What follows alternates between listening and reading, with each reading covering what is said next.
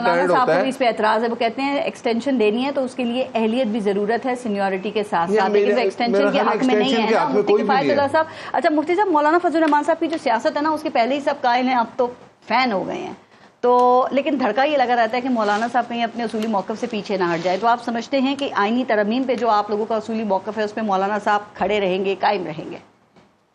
پتہ نہیں آپ کس طرح سوچتی ہیں. آپ تو ہمیں داد دیں, ہم معمولی ہجوم کے ساتھ ایک بہت بڑی ہجوم کو ہم نے شکست دی.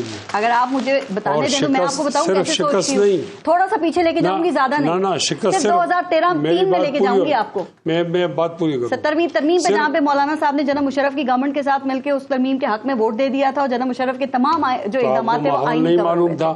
وہ سب بے نظیر بھٹو بھی نہیں تھی, بھاگ گئی تھی, میاں نواز شریف بھی بھاگ گئے تھے, ہم اکیلے کھڑے رہے. ان کو چھوڑیں, نہیں آپ بات تو سنو, ہم اکیلے کھڑے تھے, اور ایک جرنیل کے منہ سے جمہوریت نکالنی تھی تو مشکل تو تھا نا, اس میں بھی آپ داد نہیں دے رہے. وہ وردی سمیت صدر منتخب ہو گئے, آپ نے جمہوریت کیا نکال لی منہ سے؟ اس نے جھوٹ بولا نا. ہم نے تو ایسا کیا کہ کب جرنیل نے غلط سمجھا آپ نے ان کو. نہیں, جب بے نظیر بھٹو بھی نہیں تھی, اور میں یہ بھاگ کا لفظ تو مشکل ہے میرے لیے, دونوں لیڈر نہیں تھے. یہاں مولانا فضل الرحمان اکیلے جمہوریت کی جنگ لڑ رہے تھے. اصولی موقف تبدیل ہو گیا. نہیں, ہم نے اس کو راستہ دیا کہ آپ جمہوریت کو قبول کرو, ہم آپ کو یہ راستہ دیتے ہیں. ہم نے اپنا وعدہ پورا کیا, اس نے وردی نہیں اتاری انہوں نے نا, تو جھوٹ بولا نا اس نے. اب جھوٹ بولنے کا الزام بھی ہم پر ہے. آپ اس کو کہتے ہیں جھوٹ بولا. آپ سمجھتے ہیں اس بات کو, یہی تو سیاستدان ہوتا ہے جو ان چیزوں کو سمجھتا ہے پہلے. میں سمجھتا ہوں, اور کوئی راستہ تھا؟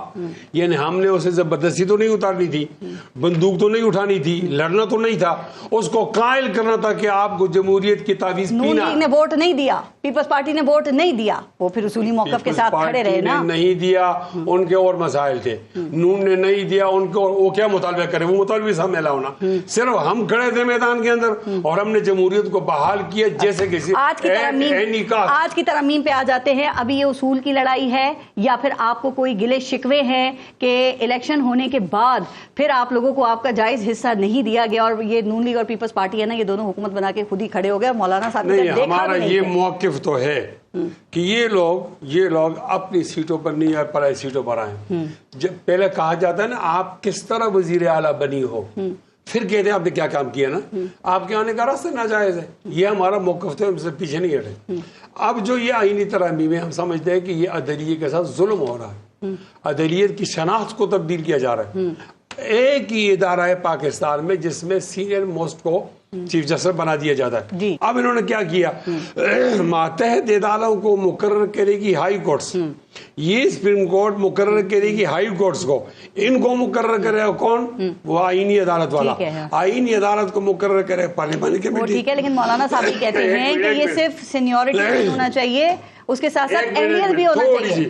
تھوڑی سی بات یہ قوم کو معلوم ہو جانی چاہیے. پارلیمانی کمیٹی کو مقرر کرے گا کون, وزیر اعظم, اور وزیر اعظم کو مقرر کرے گا کون, سارے اختیارات جا رہے ہیں ایک آدمی کے پاس. طریقہ کار پہ اعتراض نہیں, میں کہتا ہوں آئینی عدالت آپ کہہ نہیں سکتے, یہ آلریڈی سپریم کورٹ آئینی عدالت ہے نا. سپریم کورٹ آپ نے بنائی ہے تو آئین کی وجہ سے بنائی ہے نا, آئین کے تحت سپریم کورٹ بنائے. آپ جب دوسری آئینی عدالت لاتے ہو, اس کا پھر معنی یہ ہے کہ آپ اس کو آئینی عدالت نہیں مارے, تو اس کی ایکٹیویٹی, اس کے فیصلے کیا ہوگا. ہم سمجھتے ہیں کہ آئینی عدالت کے حوالے سے کسی کو خوش کیا جا رہا ہے, اور لوگوں کے بنیادی حقوق کو. آپ کہہ رہے ہیں, مولانا کہتے ہیں کہ آئینی عدالت ہونی چاہیے. پھر آپ نے کل مولانا صاحب کی شاید پریس کانفرنس نہیں سنی, وہ کہتے ان کو آئینی عدالت کے حوالے سے بھی اس نیت کی حکومت پہ شک ہے. وہ کہہ رہے ہیں کہ یہ اپنے مقاصد کے لیے اس کو استعمال کر سکتے ہیں, لیکن آئینی عدالت ہونی چاہیے. نہیں, آئینی عدالت ہو, اس وہ کیسی ہو, یہ تو دیکھو اس کے موڈلٹیز ہیں نا.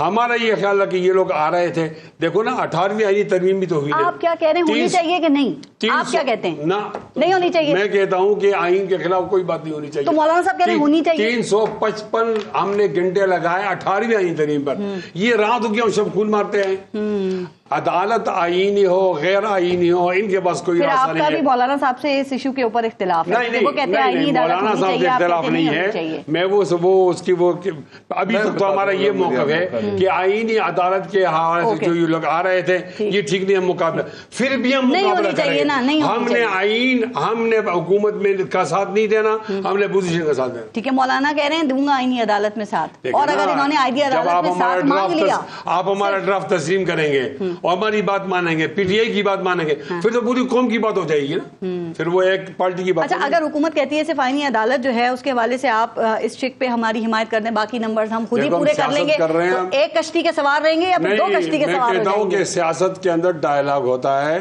مذاکرات کے دروازے کھلے رہتے ہیں, تمام چیزوں کو دیکھا جاتا ہے. خفیہ طریقے سے لائے بہت, اگر وہ خفیہ سے لائے تو اس طرح خفیہ طرح سے ہم شکست دیں گے. دیکھیں ایسی کوئی بات نہیں. مولانا صاحب دیکھیں اس رات, میں بتاؤں, اس رات مولانا صاحب نے کہا جی کہ اپوزیشن سے بھی بات کریں. یہ ایک اچھی بات تھی کہ اپوزیشن بھی بیٹھی تھی, حکومت بھی بیٹھی تھی, مولانا صاحب بھی بیٹھے تھے رات 12:30 بجے تک. اپوزیشن کو کچھ پتا نہیں تھا؟ نہیں کچھ پتا, آپ کے بھی لوگوں کو پتا نہیں تھا, کابینہ کا اجلاس ہونا تھا تو پتا لگنا تھا. اس چیز کا مجھے سمجھ نہیں آتی کیسے نہیں پتا تھا.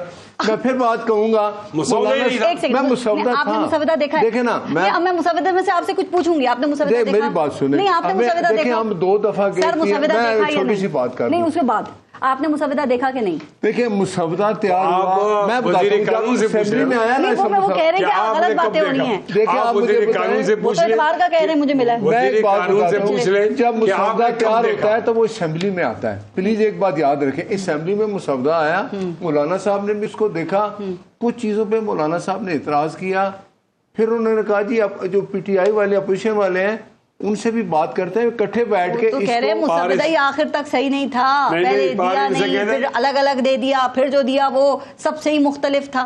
مولانا صاحب یہی تو کل بتا رہے تھے. اب مولانا صاحب نے ہمیں کہا کہ مجھے 8-10 دن ہمیں دیں, اس پہ ہم زیادہ کام کرتے ہیں. اگر کچھ چیزیں ٹھیک ہوئی, میں آپ کو پھر کہتا ہوں کہ اسمبلی میں ہی بل آئے گا. اسمبلی دیکھیں پارلیمنٹ سپریمی ہے, اسی نے قانون بنانا ہے, کوئی شک نہیں, اس کو آپ روک نہیں سکتے, لیکن وہ بنیادی اسٹرکچر کو پارلیمنٹ نہیں بدل سکتی ہے. دیکھیں نا, اس کا رائٹ آپ لے نہیں سکتے.